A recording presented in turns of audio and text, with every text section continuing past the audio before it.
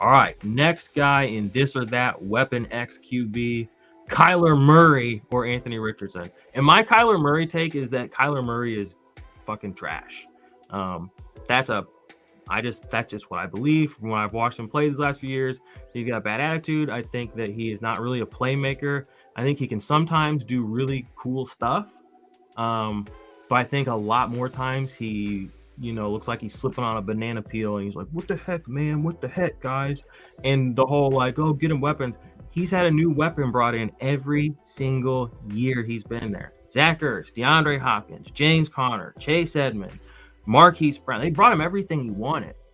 And he still is just like underwhelming to me. Now, in fantasy world, a lot of people are like, oh, he's so amazing. But I'm like, yeah, he can rush for 700 or 800 yards. We got guys that are going for 1,000 now, okay, like on the regular, and these guys can throw for maybe 4K. So I wonder what your thoughts are, Richardson or Kyler Murray, and do you have a Kyler Murray take? I think it's easily Richardson, and I do agree with some of the stuff he said about Kyler. I think he's probably gotten a little bit of a bad rap, but you can't ignore the situation around him, which impacts his dynasty value. Like the one good thing he has going for him, and this probably isn't what you want to have as the feather in the cap for the one asset that you have for you, is the fact that your team is stuck with you. Like that is the narrative you hear about Kyler Murray. Well, he's going to be a quarterback in the NFL for the next 4 or 5 years, which I think is true. I don't buy the, hey, he's going to quit and go play baseball. Anybody that knows about the economics of sport, he's already reached the point you want to get to where you would go, okay, I'd rather play football than baseball, right? Like it's real hard to make money in baseball until you're 4, 5, 6 years in.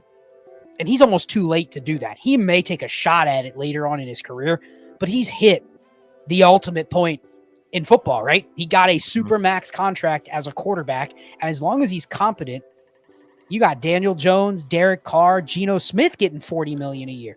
So as long as he's competent, he's going to continue to make money until he literally like washes out of the league because nobody wants to be around him anymore. And there's still guys, Carson Wentz is going to get another chance.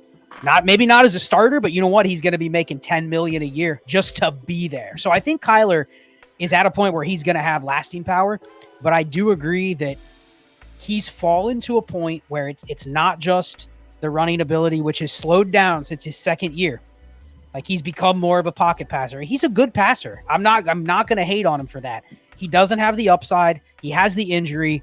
He has a new regime that who the hell knows if they want him or not. They can pretend like they do, but they have to say that because he's going to be there for at least 2 more years where they can't move his deal. So I think I'm okay pivoting off of him. Truthfully, just to expand it a little bit, I would take CJ Stroud over Kyler Murray.